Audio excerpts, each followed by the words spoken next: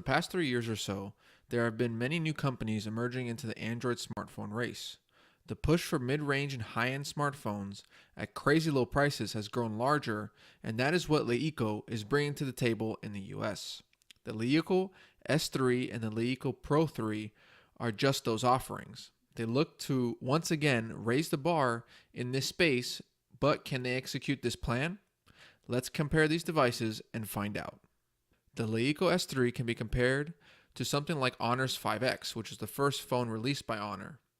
The S3 comes with a 1080p display that's 5.5 inches, a Snapdragon 652 processor with 3 GB of RAM, 32 GB of storage, and a 16 megapixel camera, a USB Type-C connector with fast charging capabilities for the 3000 mAh battery, and CDLA audio technology support.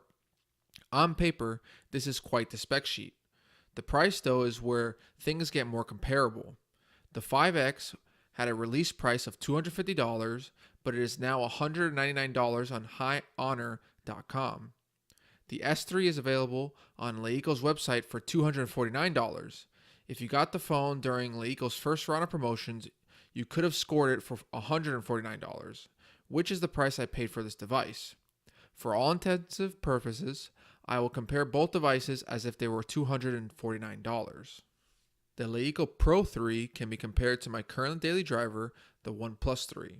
The Pro 3 comes with the same 1080p screen and a 16 megapixel camera as the S3, but has a Snapdragon 821 processor, which is the most powerful chipset offered by Qualcomm, 4 GB of RAM, dual stereo speakers with CDLA tech, and a 4070 mAh battery with fast charging technology. Oh, and it also comes with 64 GB of internal storage. On paper, this bests the OnePlus 3 in every category but the RAM department. And in terms of price, they both cost you $399. With LeEco rewards, I was able to buy the Pro 3 for $299, but I will make the comparison based on MSRP. We will make our comparison based on 5 categories: design, camera, software, performance, and value. All 4 phones in this comparison come with some type of metal design. The S3's design is actually more similar to the OnePlus 3, while the Pro 3's design is similar to the Honor 5X. The S3's design is nice with a good feel in the hand and a smooth finish. I was really shocked at how well this phone felt in the hand. Button placement is spot on and they have a nice tactile feel. It is a little on the chunky side, but it makes you feel like you're holding a phone that can take a drop or two. I would choose this as a clear winner over the 5X in terms of design, 10 times out of 10. The Pro 3, on the other hand, while visually appealing, really doesn't give me the same feel. The polished metal on the back can be quite sticky in the hand and can leave some unattractive fingerprints.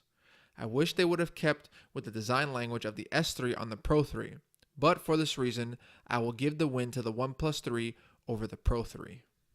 The 16 megapixel cameras on the Pro 3 and the OnePlus 3 are pretty similar. Before we compare, let's go into some more detail of the Pro 3's camera. The overall camera software is pretty simple to use with modes like HDR, Night, Beauty, and Scene. There are also some manual controls that are available if you're into that sort of thing. As with most things in life, you're most interested in how well it actually performs. Well, it's mostly good things over here. It's not a class leader, but shots during the day have tons of detail and color reproduction is pretty spot on. HDR does a good job of balancing the shot as well. But when there's too much light outside, the overexposure begins to occur. Overexposure is a common theme in shots without HDR, but I'd really be nitpicking for performance issues. Night shots are also pretty good, but it can take you a few shots to get the one you want.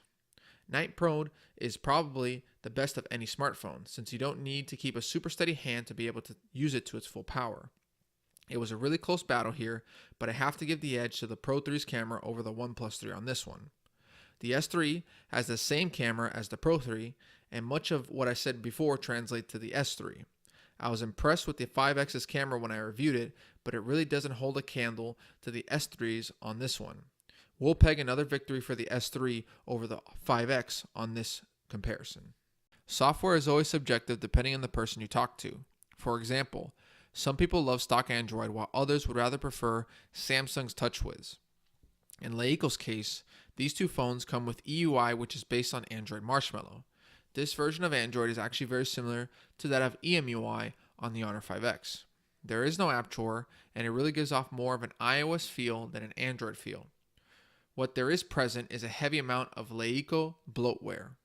Between the bevy of apps available, the type of blink feed style home screen, and the live TV button that is placed in the app drawer location, the most important feature to pay attention to in all of this though is LeEco Pass.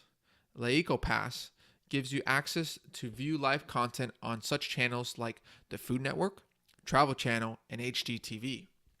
This is good for those times when you want to just lay back and watch some live television. This is really a good feature that is not on any other phone out there, and it really works well. Video streams is almost instant, and the content is easy to watch. You can even stream some movies too, but no major hits. A cool feature is the ability to watch content while navigating the phone, and this is done by having a smaller screen play on the top of your screen as you navigate through the phone. One major complaint I have is that while it may be live content that you're watching on the Food Network, it may not necessarily be the show that is actually on your television or your cable box at the moment. In most instances, I can never get the show that I actually like to watch, like Beat Bobby Flay on the Food Network or Fixer Upper on HGTV. The potential is there, which still makes this a very interesting feature. Besides the LeEco Pass, there are ways to customize the software via some themes, but this is not something new and innovative. For the Pro3, I am not sure if this will help it seal the victory. The UI can feel sluggish sometimes and can really detract from the experience. Compared to Oxygen OS, speed feels much slower, and the useful features of Oxygen OS make it a better pick. So the OnePlus 3 will win this one. For the S3, EUI and EMUI are so similar that it is almost a draw, but LeEco Pass helps push the S3 ahead and claim its third victory. Performance can be deceiving. While the Snapdragon 821 is the new chipset, it doesn't have substantial improvement over the 820. The benchmark scores will be higher on the Pro3 no doubt, but both phones really have no trouble navigating through home screens and going in and out of apps. Gameplay is also smooth. Where the Pro3 takes advantage is the battery life. The extra 1000 mAh of battery will give you that juice to last longer throughout the day. And at the end of the day, I always had more battery on the Pro3 than on the OnePlus 3. Let's not get crazy though. Both phones can last through the entire day with ease, and fast charging on the OnePlus 3 is actually faster than that on the Pro3. If I had to choose a winner, I would give it to the OnePlus 3. This is due to the fact that the hardware and software work much smoother than that on the Pro3. The Snapdragon 652 on the S3 is much more powerful than that of the Snapdragon 615 on the 5X. The results show with day-to-day tasks just performing much smoother on the S3. Battery life is similar on both, and I never felt like I would run out of battery. The 5X does seem to have better standby times though, as I would leave it down on the table much longer than on the S3, which would die out in a few days. The S3 is the clear winner here though, since performance is much better than the 5X and battery life can be comparable throughout the day, but not in standby times. In terms of overall value, I think it is a clear win for the Pro 3 and the S3. Both of these phones come packaged in a much more quality box, which can be seen in my Pro 3 and S3 unboxing video on my channel. Both come with CDLA headphones that are just spectacular. They sound much better than any other headphone when the tech is enabled in the phone. They also come with a protective case, which was not included in the 5X or OnePlus 3 box. You can also get some great discounts straight from LeEco when you sign up for the LeEco Rewards program, which is free. You can knock off $50 as of today, but it can be much more tomorrow. So let's recap the score. The LeEco S3 versus the 5X was a clear blowout, with the S3 bringing in the easy victory.